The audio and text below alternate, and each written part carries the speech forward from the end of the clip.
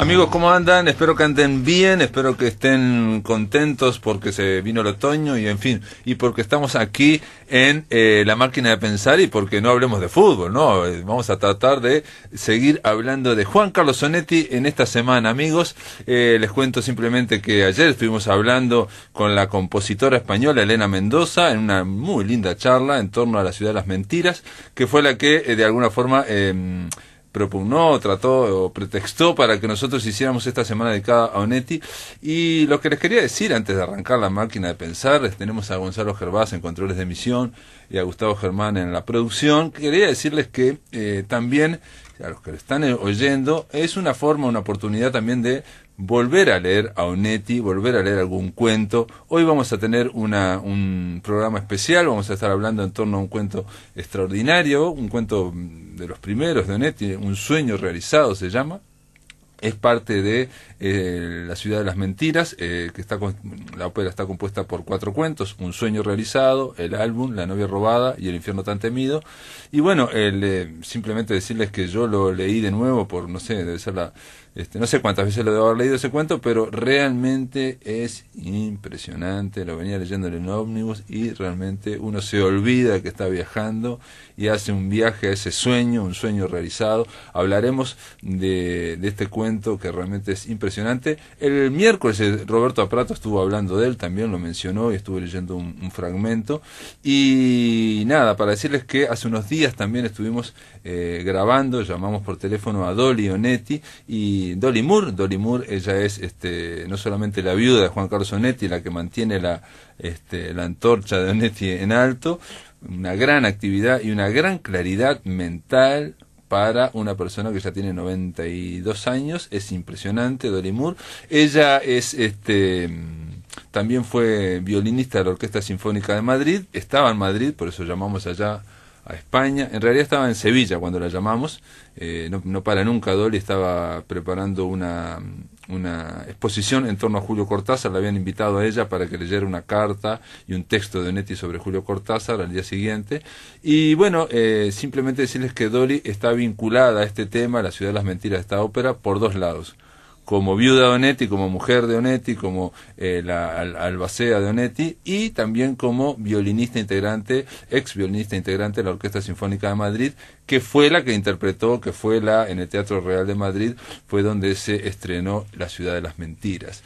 Así que, si ustedes quieren, simplemente esto es una invitación. Si van al blog de La Máquina de Pensar, Andrés Capelán tuvo el tino de linkear los 4 cuentos: Un sueño realizado, el álbum, La novia robada y El infierno tan temido. Lo pueden leer online en internet. Insisto, Un sueño realizado es un sueño, un cuento extraordinario.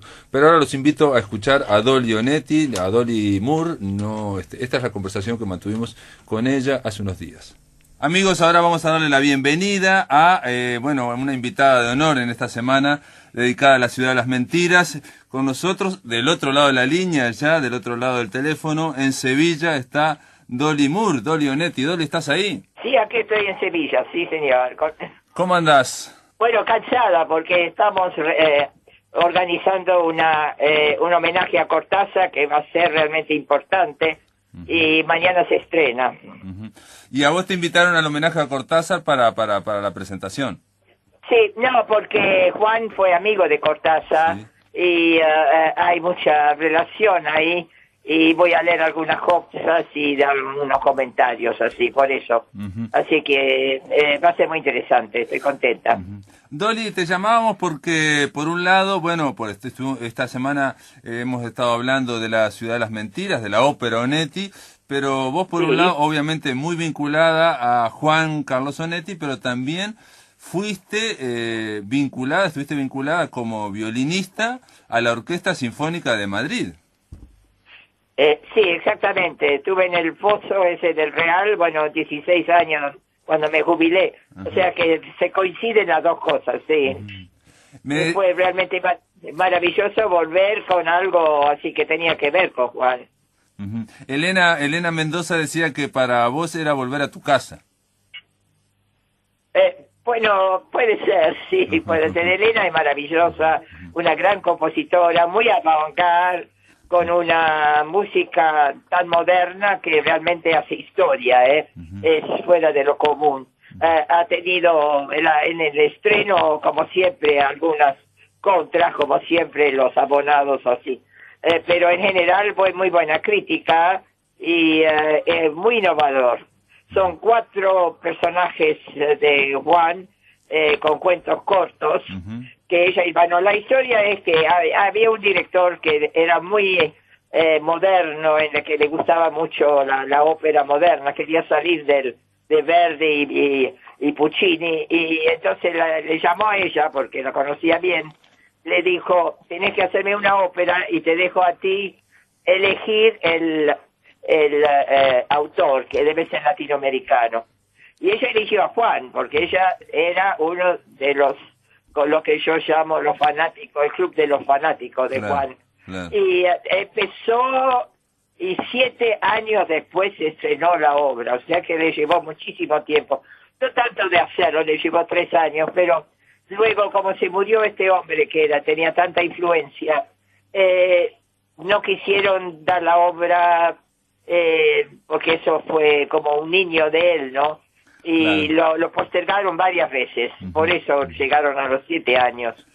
Sí, ella nos contaba también que también vino la crisis de España, la crisis económica, y que tampoco querían, digamos, atreverse con muchas óperas novedosas o rupturistas o transgresoras como esta, ¿no? Ella dice que esto Sí, lo que decidieron es habían puesto 2 obras modernas por abono. Ajá. Y entonces lo bajaron a uno solo.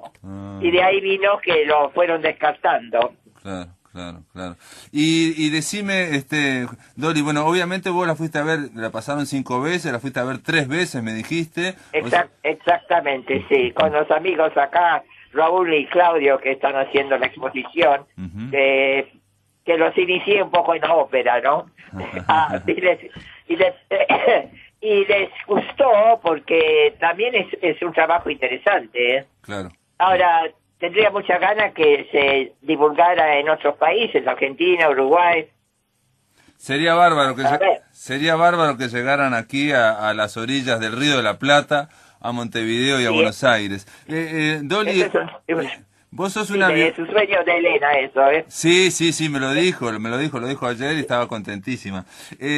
Dori, vos como música, obviamente estás formada en la música culta, y Juan, yo sé que también le gustaba el tango, básicamente, pero tampoco... también el tango no, Carlito Gardel.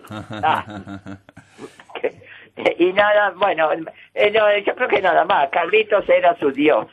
Y además Juan un poco lo inicié yo, no, bueno, él ya sabía bastante de música. En esa época la gente escuchaba música clásica. Sí. Y como me escuchaba todos los conciertos que dábamos los sábados en el Sodre, ahí se hizo también una especie de universidad musical. Claro. Y sabía mucho, y tenía entendía obras tan profundas como los últimos cuartetos de Beethoven, que son muy difíciles, Sí. Y bueno, lo que le gustaba el concierto de violín de Laló, le gustaba Tchaikovsky sobre todas las cosas. Era un romántico en la música. Era un romántico, sí, en otras cosas también era romántico. Dolly, y en el caso de la ópera, obviamente no vieron mucha ópera. No, había un cuarteto muy hermoso de los 4 protagonistas al final, pero en general era hablado, y además con una cosa muy novedosa que eran ruidos hechos por instrumentos que no eran instrumentos, como un cantinero que tenía vasos y platos y tenedores, movía todo eso tan sincronizado. Yo lo vi 3 veces y las 3 veces lo hice exactamente igual, casi toda la ópera idéntica. Estaba muy bien trabajado, y lo que más me asombró es que los músicos, que generalmente el músico del foso, como le dicen, no tiene memoria porque lee siempre, no sabe cosas de memoria. Y esos músicos trabajaron en escena y de memoria, y eran también actores, era un grupo también elegido, que eso fue fantástico. En el caso del camarero o del mozo que vos decís, él Sí. trabaja de mozo, pero es un músico percusionista, es un percusionista. Exactamente, tú lo has dicho, sí, eso. Ujú, ujú. Y en el caso, digamos, para alguien que no vio mucho a Onetti, ¿cómo te parece que puede caer, digamos? Porque el tema es que Bueno, sí, obliga, sí, digamos, a leerlo también, ¿no? no, es un poco complicado porque al leer los cuentos uno por uno se entienden perfectamente, pero ella ha mezclado y ha hecho como una especie de intercalado de los cuatro historias, uno al lado del otro, muy seguido, y entonces es muy difícil de entender. Yo pienso que no importa demasiado si lo entendieron bien, porque el espectáculo es muy bueno, ¿no? Pero también había un problema con los carteles, con la traducción, bueno, traducido al inglés casi todo, para los extranjeros, pero como los mismos argentinos, bueno, los españoles no entendían lo que estaban cantando, o era bastante difícil entenderlo. Pero yo creo que no importaba demasiado, porque el show en sí es muy interesante y lo recomiendo para que lo lleven ahí. Sí, sí, por lo que yo estuve leyendo y hablando con ella, aparte son 15 cuadros musicales donde se va, Sí. digamos, intercalando y narrando estas 4 historias. Y la matriz, sí. digamos, es un sueño realizado, ¿no? Ese cuento extraordinario de esta mujer Sí. que contrata a un director y actores para llevar a cabo a escena su sueño, ¿no? Y luego se muere. Termina la ópera con ella que se cae al suelo y la última palabra de la ópera, está muerta, dicen. Se murió, está muerta, y ahí se acabó. ¿Sabes, Dori, que a mí me dijo, te lo comento nada más, Elena Mendoza, una cosa muy interesante, que es la siguiente? Ella dice que la ópera en sí misma ahora, ¿no? O el teatro musical, como le llama ella, es toda una convención. Uno entra a una sala y va a ver gente actuando, cantando, o sea, es toda una convención, es toda una gran ficción. Y entonces a ella le gusta las relaciones que hay entre la realidad y la ficción, y por eso le gustaba Onetti, porque Onetti también está contando algo, pero a la vez no sabemos si eso pasó o si o si quieren creer que pasó. Bueno, se puede decir de cualquier novela de un buen escritor, eso, ¿no? Sí, sí, sí, sí. Digo, sí, ¿no? Sí, pero en el caso de Onetti es de los pocos en que en la propia novela, por ejemplo, en La vida breve, se crea un mundo y se va a vivir a ese mundo, que es Santa María. Sí, sí, sí. Bueno, en Santa María, sí, señor. Sí, Sí, sí, sí. La misma se ha dicho de Elena, que está muy bien hecha. El Recci trabaja con ella desde hace varios años. Sí. Y tiene mucho que ver con el éxito de la obra, porque lo ha organizado muy bien la mise en scène. Y para terminar, a mí una cosa que me llamó la atención es que hay algunos actores que tocan instrumentos o que intentan cantar. Bueno, hay una que es la violista, la que, ¿no? La novia robada, sí. La novia robada. La violista pero toca los instrumentos en forma no convencional. Por ejemplo, ella pasa el arco detrás de la tastiera.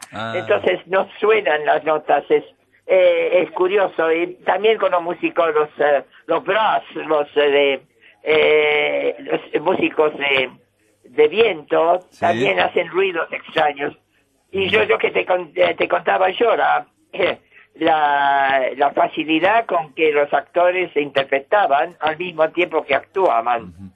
Fantástico. Son alemanes la mayoría, porque ella vive en Alemania, ¿sabes, no? Sí, sabía. No sabía que los actores, la mayoría eran alemanes. Dolly, nada, era para darte las gracias por atendernos ahora. Yo sé que ya es muy tarde y aparte es un día muy cansador. Digamos, mañana lo mejor de la suerte para la inauguración de la exposición de Cortázar.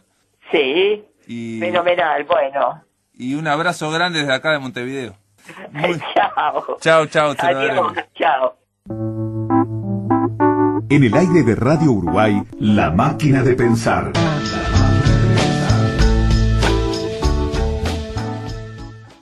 Desmejorado es el tema que nos estaba brindando Enrique Bunbury, este hombre español que de alguna forma estaba cantando esta canción que tiene algo de circo y que tiene algo, bueno, se llama Desmejorado. Quizás sea interesante para introducir a lo que vamos a tratar de hablar ahora, que es nada menos que sobre un sueño realizado, este cuento extraordinario sobre la novelística de Onetti. Y un sueño realizado tiene algo, bueno, transcurre en el teatro y no sé si no tiene algo de circo. Para eso, del otro lado de la línea, ya en Buenos Aires, está Pablo Yukovsky. ¿Estás ahí, Pablo? Sí, Pablo, ¿cómo te va? Gracias por llamar. Aquí estamos. ¿Cómo andás, Pablo Yukovsky? Bien, bien, acá andamos de feriado nacional es acá en Buenos Aires. Bueno, mirá, estamos se conmemora el golpe del 24 de marzo del 76. Exacto, 24 de marzo. Así que feriado, estamos de feriado. Está bien, está bien. Sí, nacional, sí, ¿no? En todo el país. Sí. Una fecha luctuosa. Pablo Yukovsky, sos argentino, graduado en leyes, que quiere decir que sos abogado, y has publicado varias novelas, Mar para Bastián, Yemal, Pasa, Enero en Bernabé, Rux, esta siempre me cuesta decirla, Lentas, Intimidadas y Torpes. Yo creo que leí estas dos últimas, que eran como nouvelles, más bien, ¿no? Y que estaban atravesadas por, o estaban en sintonía, o tocaban, o aludían a Onetti, al universo onetiano. Por eso te estamos llamando. El martes estuvimos hablando con un escritor que vive en un pueblo del interior, acá muy chiquito, que también de alguna forma él ha creado su literatura en torno a una ciudad que está enfrente a Santa María, y bueno, y ahí a veces pasan algunos de los protagonistas. Pero en tu caso hay varios vínculos con Onetti y con Proust, ¿no? Lo hemos hablado la otra vez, ¿no? Sobre todo en el último.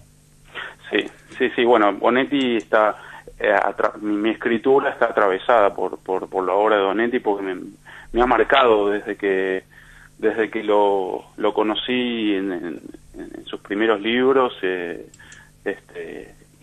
que a los que nos gusta escribir y nos interesa la escritura, inexorablemente nos atrapa la escritura de Onetti. Bueno, ya es famoso el inicio de Los Adioses. Hay gran parte de la obra de él invita a los escritores a escribir, ¿no? Y en el caso de Un sueño realizado, a mí me parece que es un cuento corto, pero que establece bien, ¿no? el tono onetiano, en primer lugar por colocar a la escritura por sobre la trama, ¿no? Me parece, porque lo que ahí intentó, y para mí con gran logro, Onetti, es reflejar un instante de un personaje, que es esta mujer que quiere recrear en el teatro una especie de sueño o de imagen, sin ningún tipo de trama, ¿no? Es algo muy poético, es un sueño realizado, digo, hay que decir algo, primero que yo no sabía que era de los primeros cuentos de Onetti. Cuesta creer que de los primeros cuentos de Onetti. Fue publicado en La Nación, en el diario La Nación, en Buenos Aires, en 1941. Y realmente lo volví a leer. Yo lo estaba diciendo en el primer blog, que obviamente no me veías, pero me pasó algo que te lo quería contar.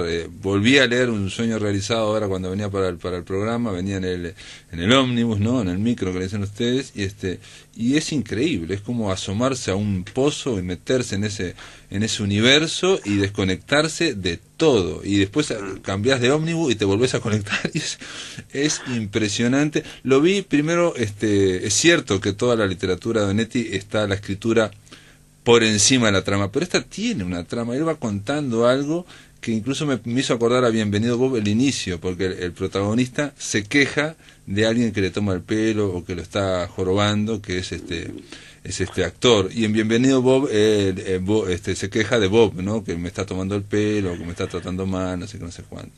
Claro, porque la propuesta de la mujer que busca al director director de teatro o productor teatral es representar casi, te diría, o una imagen, pero no tiene relación con una obra, con una puesta en escena de una obra, con una trama. Es un sueño de ella quiere realizar esta mujer quería recrear un sueño. Yo lo asocio también a un recuerdo. Podría ser un sueño o un recuerdo, ¿no? O una imagen. Y vos antes, recién nombrabas, es como un pozo, ¿no? Y yo, como se publicó en el 41 y el pozo se publica en el 39, hay una relación, porque si vos recordás, Eladio Linacero, en el pozo, en una parte del pozo, él que es la razón de ser, la razón de su divorcio con su mujer, viste que aparece en Eladio Linacero con su divorcio, y una de las razones del divorcio que según narra en el pozo es haberla levantado a su mujer a las 3 de la mañana, haberla conducido hasta la Rambla y pedirle que bajara unas cuadras caminando sola vestida con un vestido blanco. Exacto, sí. Hecho que ocurrió en la vida de Onetti, ocurrió. Imagino que sí, pero lo que él quería rescatar es una imagen que lo hacía feliz, o una imagen que lo había capturado y que era imposible de recrear, porque en el pozo Eladio Linacero casi que la mujer ejerce cierta violencia sobre la mujer. No, la hace caminar varias veces, digamos, bajando para la Rambla. Hay una calle, creo que es la calle de San Salvador, pero ahora no me acuerdo, es una calle. Es la calle, nombra la calle Acevedo, puede ser. Ah, sí, Acevedo, claro. Es que termina en la Rambla. Sí, que termina en la Rambla. Eduardo Acevedo. Exacto, Eduardo Acevedo. Hay una calle también de Eduardo Acevedo. Sí. Pero a lo que voy es que lo que quiere recrear Eladio Linacero es una imagen donde seguramente él fue feliz. Y era imposible porque con el paso de los años esa mujer, que era en ese momento su esposa y con todo lo que implica el matrimonio, pero no podían recrear él no podía recrear esa imagen de su novia en aquel entonces bajando por la Rambla, ¿no? Correcto, y voy a decir que de alguna forma en el sueño realizado nunca había pensado, digamos, la protagonista intenta exactamente lo mismo, y cuando el actor dice, ¿sabes por qué quiere crear? Por algún hecho, por alguna causa en particular, no, ella quiere recrear ese sueño, esa imagen, porque cuando la vio fue feliz. Ahí está. Bueno, y ahí también vas a Santa María, que en La vida breve, Brausen en un momento ya al inicio, él dice que va a crear Santa María porque había sido feliz allí, había estado solamente 24 horas, y había sido allí feliz y no sabe los motivos, ¿no? Pero entonces son esas imágenes de la vida que nos han hecho felices efímeramente, ¿no? Porque esos momentos felices son efímeros. Claro. Y son imposibles de recrearlos, ¿no? De volver a crearlos. En la realidad, entonces. En la realidad, en por eso Onetti escribía, ¿no? Esa es mi idea. Soñaba, escribía. La escritura es una especie de recreación, llevar la memoria hacia esos puntos o esos hitos de cierta felicidad donde uno puede apoyarse, ¿no? Bueno, creo que Borges dijo que la escritura es un sueño dirigido. Ah, bueno, por eso tiene algo obviamente de sueño. Y digo, la literatura tiene esa experiencia, digamos, una buena literatura te envuelve y uno se zambulle en ese mundo, que se zambulle con su mente y realmente se olvida del resto, ¿no? Claro. Porque yo lo que creo es que Onetti escribió toda su saga de Santa María, que es maravilloso lo que ha hecho, pero que en el fondo lo que quería él es recrear el vaivén de una balsa amarrándose en el puerto de Santa María, la placidez de la tarde o de la brisa en una plaza de pueblo. Me parece que en el fondo era eso, son imágenes, ¿no? Sí. Y a partir de ahí, bueno, se construyen tramas, historias, pero me parece que la escritura de él se sostiene ahí, y un sueño realizado lo hace carne todo eso.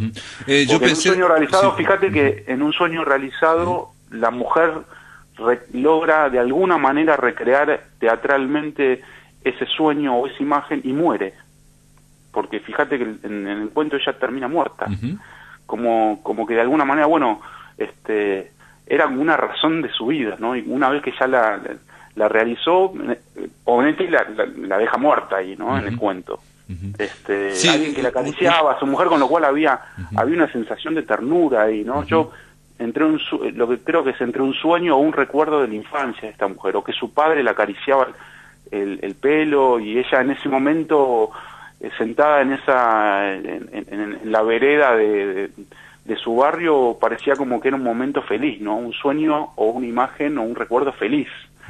Entonces muere, como que terminó la vida ahí, era suficiente, ¿no? Sí, el actor le grita, no se da cuenta que está muerta, pedazo de bestia, y de alguna forma, está muerta, porque usted no entiende nada, ¿no? O sea, como que el narrador no entiende nada, y y bueno, ahora estábamos en el bloque anterior hablando con Dolly Onetti, que ya está Dolly Moore en Madrid, y hablaba de la ópera La Ciudad de las Mentiras, que culmina toda la ópera diciendo está muerta, ¿no? Porque lo que crea, digamos, el marco de la ópera que se hizo en Madrid está basado, digamos, en el sueño realizado, y van mechando otros 3 cuentos en el medio. Ahora, ¿te puedo hacer una pregunta, Pablo? ¿Cómo no? ¿Por Adelante. qué crees que es un recuerdo? ¿Por qué no le crees que es un sueño, por ejemplo, a esa mujer? No afirmo que sea un sueño o un recuerdo. Lo que sucede es que podría ser ambas cosas, ¿no? En la vigilia y en el sueño. Lo que sí creo es que es un momento donde la protagonista del cuento quiere volver hacia ese lugar porque ahí se sintió feliz. ¿Viste? Cuando tenés un sueño muy feliz y despertás, abrís los ojos y se desvanece ese sueño, se va. Y tenés ganas de atraparlo, de conservarlo, y se le fue, ¿no? Se le escabulló. A mí otra lectura que le di ahora, porque este cuento es impresionante, reitero. Este hombre lo escribió con 30 y pico de años, no puede ser. Y aparte tiene algunos dejos borgianos, también me pareció, cuando va describiendo, como describe las cosas con muy poca, como con displicencia. Había un cafetín, había esto, había lo otro, ¿no?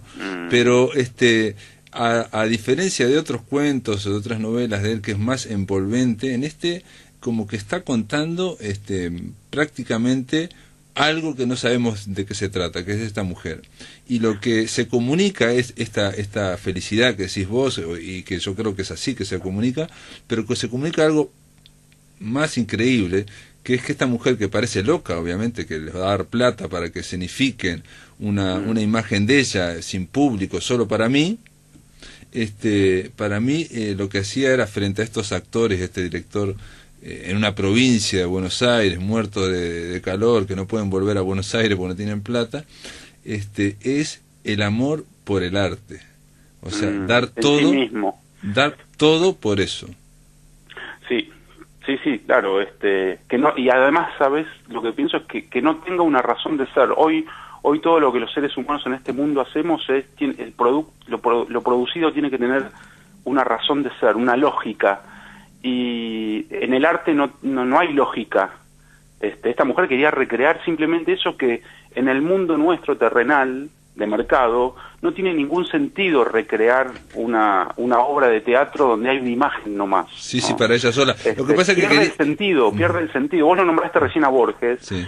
Y yo recuerdo Pierre Menard, el Quijote, que es Pierre Menard, que es el personaje que quiere recrear el Quijote como si él fuese Cervantes, ¿no? Es decir, retrotraerse, es decir, ahí también quiero volver a recrear eso que es tan bueno y que nos ha hecho felices. Ahí Onetti también quiere volver a... Pero en el caso de Onetti me parece que es la emoción, lo que él quiere, y la emoción que da el arte, que decís vos, como que se atrapa en una imagen, en la poesía o en una novela, y lo que a él le interesa es comunicar esa emoción, no tanto la trama ni mucho menos, sino que en realidad es eso. Yo por lo menos lo he leído varias veces este cuento, y me impresionó más esta última vez, no sé por qué. Digo, también por lo que decís vos, ves que estamos en el medio de un momento que no sé, que la gente está en otra, en fin, y esto es el cuento de una mujer que se juega todo por una imagen que es artística. Desde el mundo hoy capitalista, es inútil lo que quiere hacer esta mujer. No tiene utilidad, no tiene razón de ser. Y eso es la escritura hoy por hoy. Yo considero la escritura como un lugar de resistencia, ¿no? Digo, uno está inserto en el mundo capitalista, donde uno tiene que generar su producto, su producción. Pero a la hora de la escritura es un lugar de resistencia para mí, donde de alguna manera uno lo que tiene que hacer es, bueno, voy a hacer cosas que no me importa si son útiles o no. Si es inútil, no importa, es escritura. Me parece que el arte tiene que pasar por ahí, porque si no estás creando otro producto similar. Y la escritura, como una de las técnicas para expresar arte, tiene que salir de ese esquema, ¿no? Por eso a mí me parece que Onetti hace hincapié siempre en esto. De todas formas, realizado es muy tangible. Sí. De todas formas te voy a decir un detalle. Bueno, si querés lo comentamos me aguantás y hacemos una pausa, amigos, y ¿Cómo no? y hacemos una breve pausa y volvemos. ¿Cómo no? Estamos conversando vía telefónica con el escritor argentino Pablo Yukovsky sobre Onetti, un sueño realizado, y bueno, quiero comentar algo sobre el cuento. En el aire de Radio Uruguay, La Máquina de Pensar.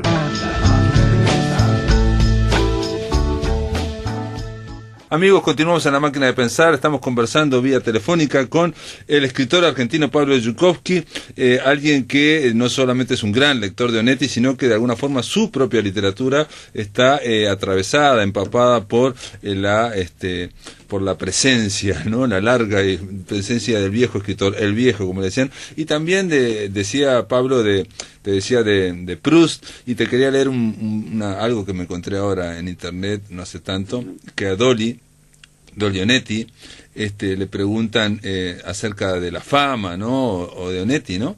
O reconocimiento. Y Dolly Onetti dice, no, ella rememora que a Onetti nunca le importó demasiado eso, ¿no?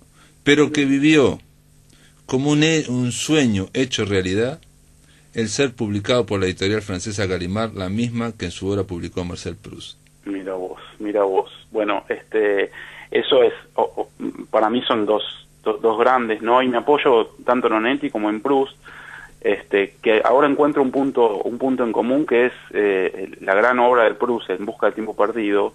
La trama de la obra se despliega con un recuerdo de la infancia, con el recuerdo de cuando prueba la madeleine embebida en té.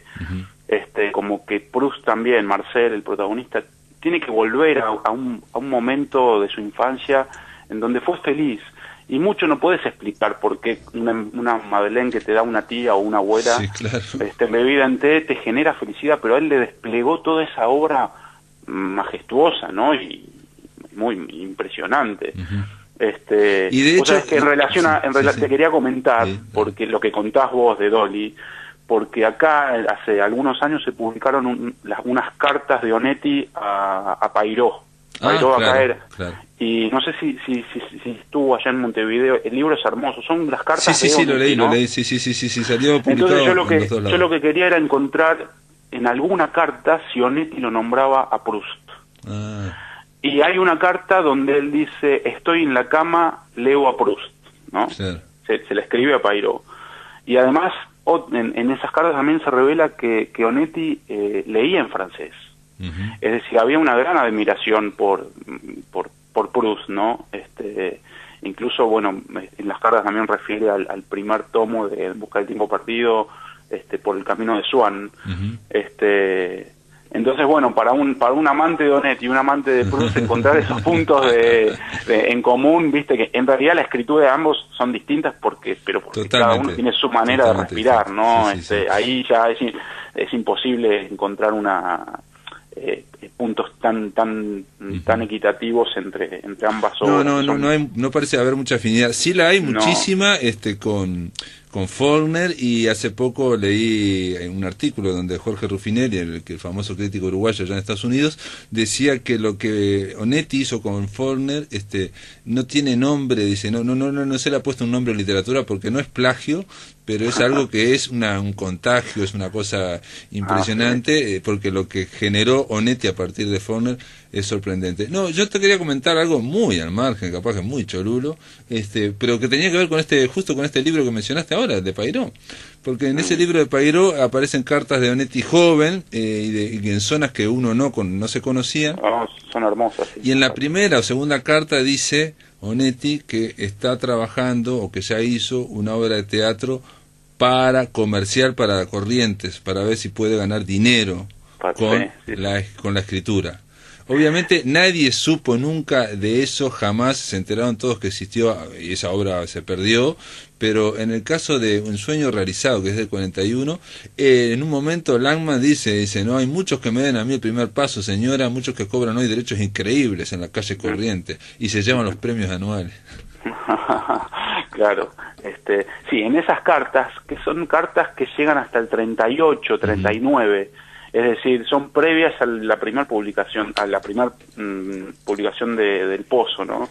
Entonces son cartas de un Onetti joven, un Onetti donde inicia su proceso de escritura, donde está incipiente ahí su creación, pero que ya uno leyendo esas cartas empieza a notar los rasgos de la escritura de él, ¿no? Y revela un montón de datos desconocidos, creo, porque, bueno, son cartas, cuando uno le manda una carta a otro, son cuestiones muy íntimas también, ¿no? Claro. Revela un montón de cosas, son muy lindas, esas cartas son hermosas. Sí, entre otras cosas, esas cartas confirmaron algo que siempre se había tenido dudas de que Onetti decía, pero claro, no todo el mundo le creía exactamente, de que él había escrito El Pozo y lo había perdido y después lo volvió a escribir en un fin de semana, y esto es del 30 y pico y ya está hablando que lo está escribiendo, digamos. O sea que, ahí se prueba que él lo había escrito y bueno, eso que parece increíble de perderlo o lo que fue. Lo que habrá sido esa primera escritura del Pozo, ¿no? Sí. Que nos quedó ignota para todos nosotros. Pero también explicaría, parecería más cierto eso de que lo escribió en 3 días también, ¿no? O sea que no en un fin de semana. Bueno, lo que se cuenta es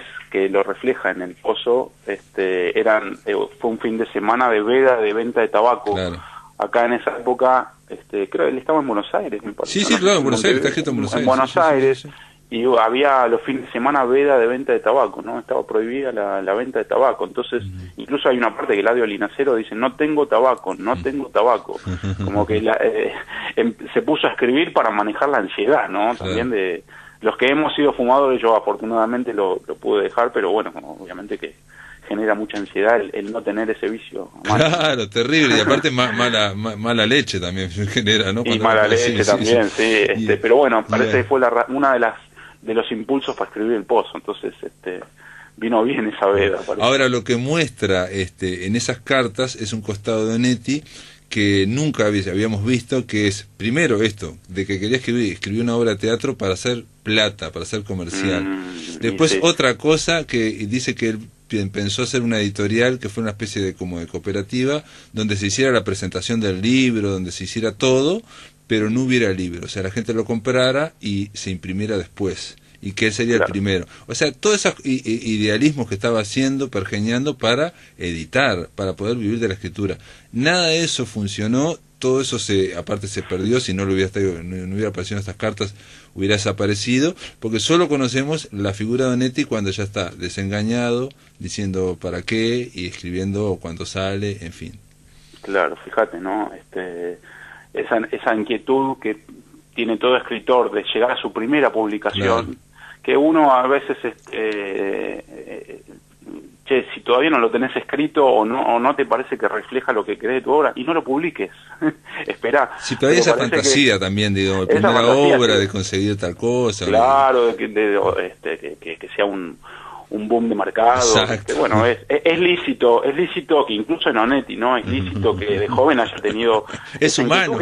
Es humano, obviamente. Después, bueno, el ir recorriendo le habrá mostrado que, bueno, existen dificultades, ¿no? Para publicar.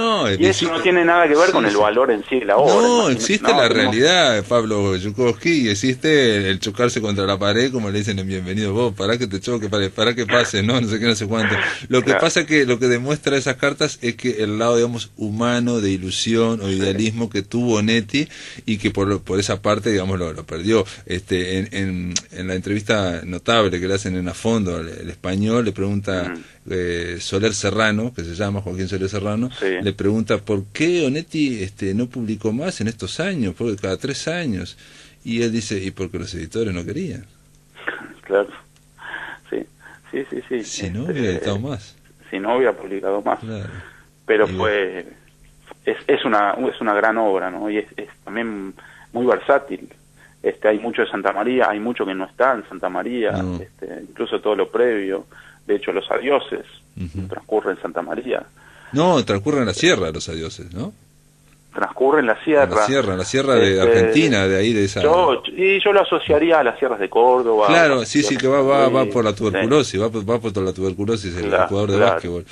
También hay uno que es medio un thriller, ¿no? Que es para mí la de Jacob y el otro, digamos. Digo, no sé, que esa novela es, o cuento, él lo pone como cuento, pero es como una novela corta, es tiene tantos significados, tantas visiones, que es increíble Jacob y el otro, pero está contado como si fuera con suspenso, o sea, viene un cuerpo destrozado, no sabemos quién fue el que lo destrozaron, ¿no? Claro, hasta el final. Claro, sí, tuvo esos intentos, ¿no? De armar un thriller o algo que tenga gancho, ¿no? O suspenso, pero me parece que con los años, creo que lo que va sucediendo cuando aparece un gran escritor, que no son muchos, ¿no? Que Onetti, son contados los grandes escritores, ¿no?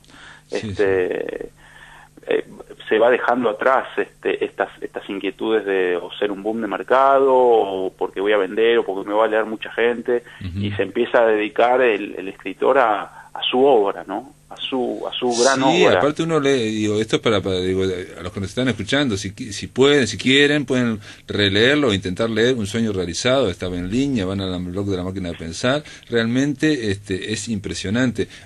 Ahora me acordaba Jacob y el otro, él lo mandó, ya estamos hablando de fines en los 60, lo mandó a un concurso de live y también salió siempre, como él dice, a placer. Yo siempre salía a placer, salía segundo. Siempre salía segundo. Siempre salía segundo en los concursos, y sin embargo estamos hablando de él porque realmente a mí me pasó hoy, digo, ¿no? Volver a leer algo que ya había leído varias veces y emocionarme de nuevo, o sea, que te comunique esa emoción, algo tan... es alucinante. Así que ahí andamos con Onetti, muy bien. Casi nada. ¿Y estás escribiendo, Pablo Chukowski, ahora? Estoy escribiendo, sí. Es una novela muy incipiente, muy onetiana, y es un título onetiano. A ver si recordás la última frase que escribió Onetti en su última obra publicada, es Cuando ya no importe. Lloverá siempre. Lloverá siempre, que mi gran amigo Nelson Díaz, el hombre de negro, me dijo, pero ya hay un uruguayo que ya publicó una novela con ese título. Sí, no, y hay una argentina que también va a publicar otra, te digo por las dudas. Lloverá siempre. Sí, pero porque Lloverá siempre, el título provisorio, pero que acaba de ganar el premio Casa de las Américas, es de una crónica, es de un libro de crónica sobre una mujer muy cercana a Onetti, que es María Esther Gilio, la que le hizo más de 20. Entonces la escritora Liliana Villanueva, que es de allá, es porteña, y que tenía una columna en La Máquina de Pensar el año pasado que se llamaba Taller Literario, ella presentó esta especie de crónica donde ella cuenta desde el punto de vista de María Esther Gilio la vida de María Esther Gilio, que obviamente está Onetti, hay una carta inédita de Onetti. Yo leí el libro y le dije lo mismo que el de Nelson Díaz, digo, para mí tenés que cambiarlo porque Lloverá siempre está muy vinculado a Denis Molina, pero bueno. Claro, bueno, me ganaron de mano, entonces vos tendré que cambiarlo. Igual está muy verde. Está muy verde. Sí, está muy verde. Pablo Chukowski, igual, digo, estas cosas de los títulos ya se saben cómo es. Funcionan de repente para escribir la novela y después el propio título se cae, en fin. Y aparte los títulos son, como decía alguien, ¿no? Son como los hijos. Uno le pone el nombre a los hijos que quiere. Claro, seguro. Después se maldicen a los padres, pero bueno. Así es. Pablo Chukowski, gracias por estar acá en La Máquina de Pensar. Gracias a vos, Pablo. Un saludo. Un saludo y gracias por ayudarnos a cerrar esta semana dedicada a Onetti. Amigos, se terminó La Máquina de Pensar, se terminó la semana dedicada a La Ciudad de las Mentiras, o a la historia de Juan Carlos Onetti, a las novelas y a los cuentos. Sobre todo, recomendar Un sueño realizado, si quieren, léanlo. Está extraordinario, amigos. Se termina La Máquina de Pensar. El lunes, a partir de las 19 horas, estaremos aquí por Radio Uruguay. Ahora viene Visión Nocturna. Y nada, se ha terminado. Hasta mañana. Hasta mañana.